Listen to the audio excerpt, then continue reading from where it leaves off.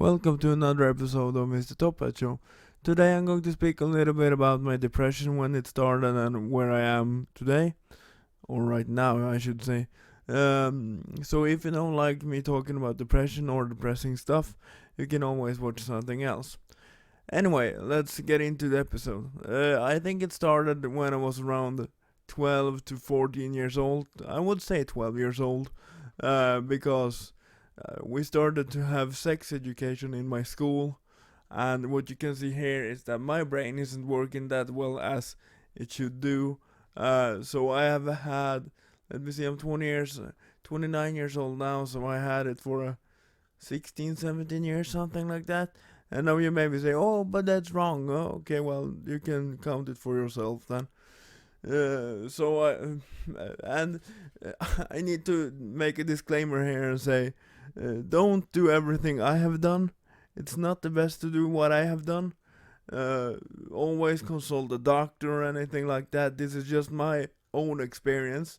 Don't take me as you can take me as an example, but you shouldn't follow my advices on this. Not really. You will see when I get into it more than that. You shouldn't do as I do because it's a bad idea. Anyway, so yeah, it started around when I was 12. We had sex education in school. I started to notice that I need to move my mic here. I started to notice that I was going to have a different challenge than other guys in my class, and so on. And even if you have disabilities which don't really show your handicap as I do, I have a wheelchair and so on. So therefore, it shows my handicap in a different light than say maybe an autistic guy or anything like that. So yeah.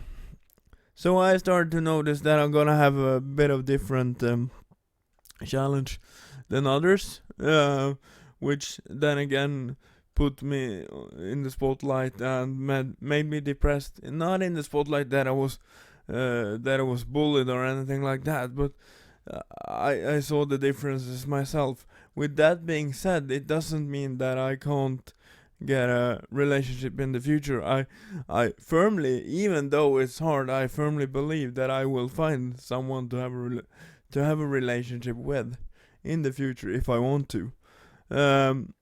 But anyway, so yeah, I noticed that back then, and started to get really sick of school and university, or I don't really know what you can call, I guess, high school. We have a different school system in Sweden anyway. I think you know what I mean.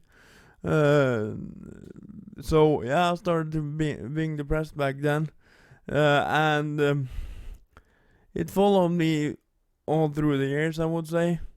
When I was 14, I visited my first psychologist. I would say around 13, 14, somewhere around back then.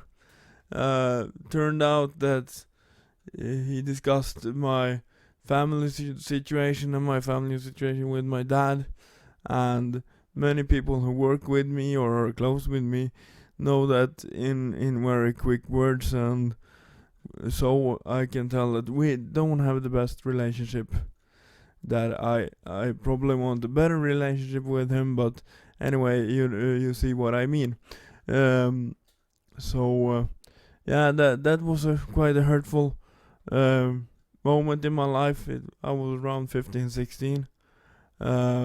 So when that happened, then we started to have a group therapy with my family and so on, and back then it seemed like my dad understood the wrongdoings he had done in my life and how it had affected me. But I've learned since then that he really hasn't, unfortunately, due to different reasons.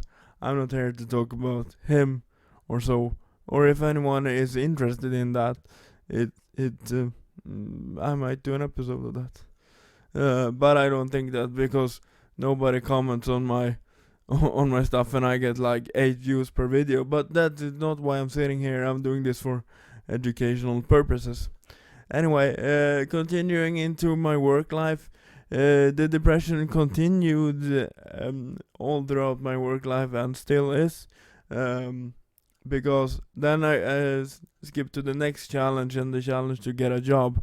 I'm not sitting here saying it's so much easier if you're not handicapped. It isn't really in that kind of sense, because uh, it's more how you are and how forward you are and how many chances you want to take, and so on. Really, I would say that I have quite a good chance uh, getting a job, but it's hard still. People always see the wheelchair before me, and they always see a problem and so on, and that also set a mark in my head, and made me think I was useless. And to skip forward to the most interesting part is, I guess, today. I mean exactly today. I still have all of these problems that I mentioned just now, and I also have a kind of weird thing. I've always grown up as a job. I have had full time 24 no, not 24 hours a day full time all my life, but I've had 24 hours a day assistance since I was 11 or 12. So quite a while. I'm 29 right now. Um, so yeah. Uh, for some reason I can't really remember what I'm going to say. What I'm trying to reach at is my depression is still ongoing and very alive and well. It seems weird to talk about it in that kind of sense or that kind of way, but that's the truth. Really, it's really it really is alive and well. I've really a deep depression right now as we speak, so it's quite hard to remember everything that I want to say. It's and I don't speak my mother tongue, as you probably know.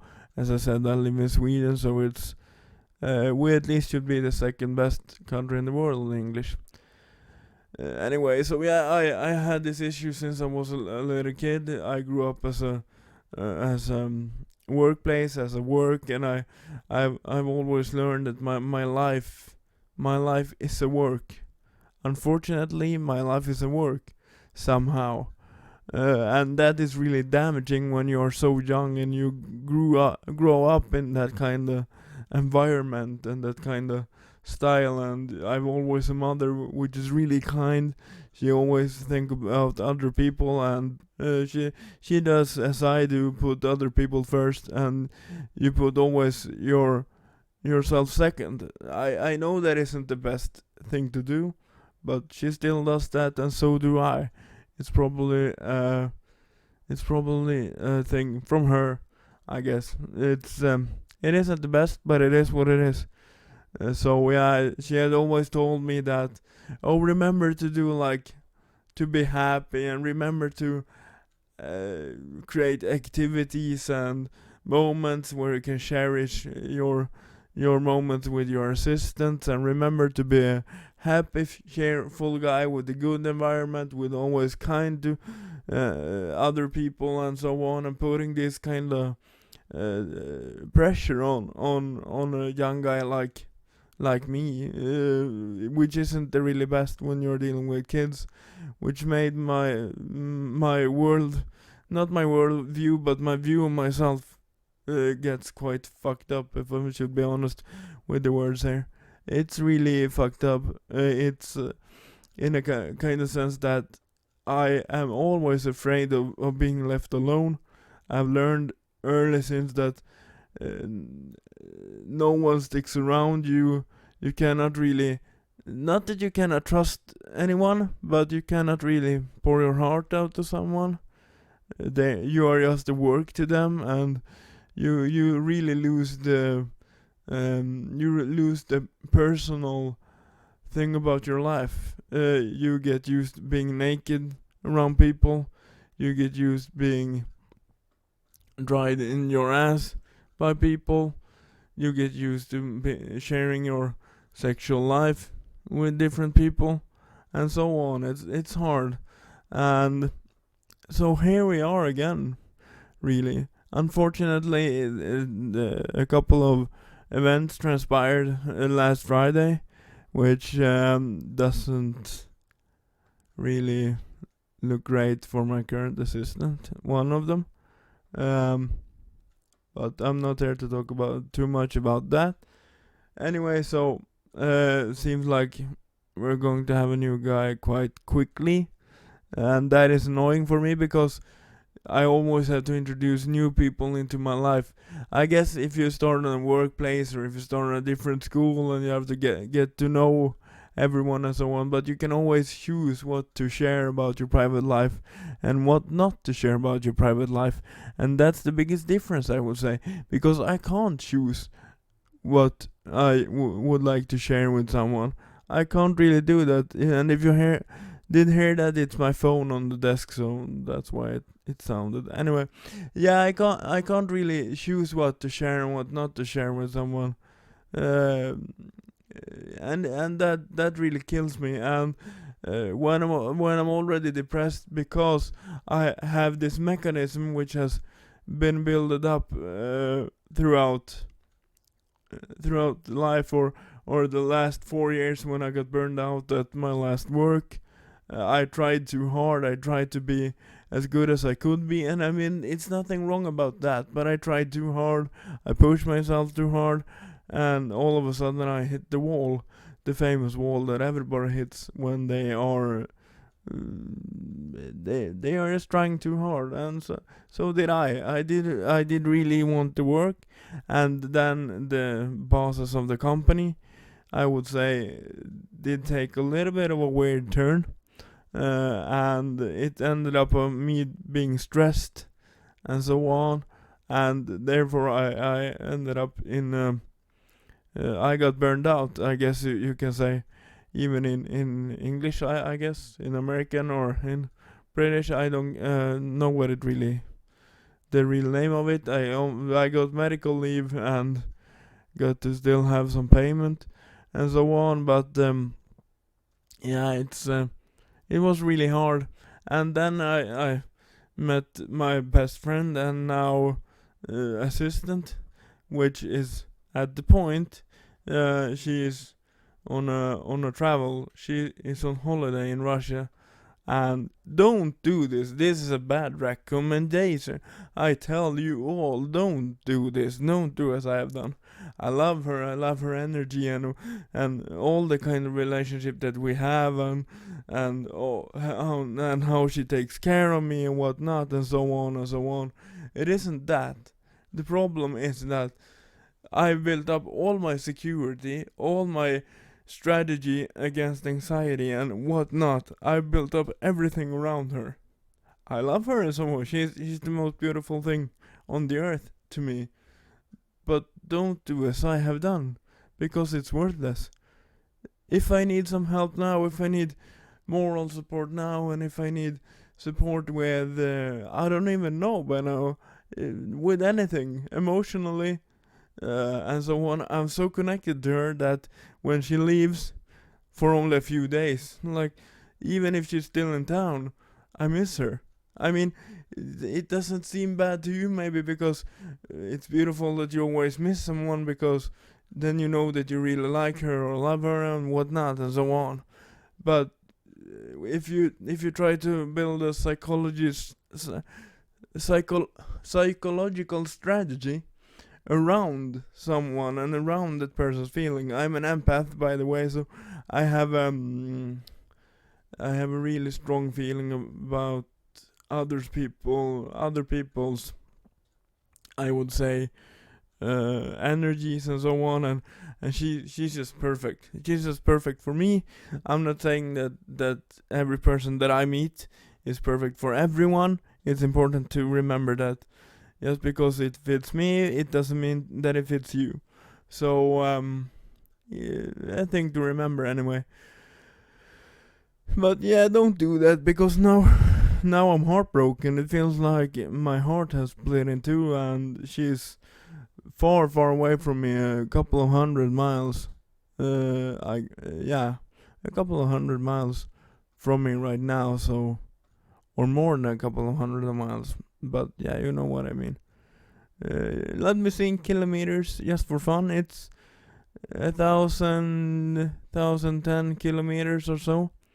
Then you can translate that into yards or whatever you like.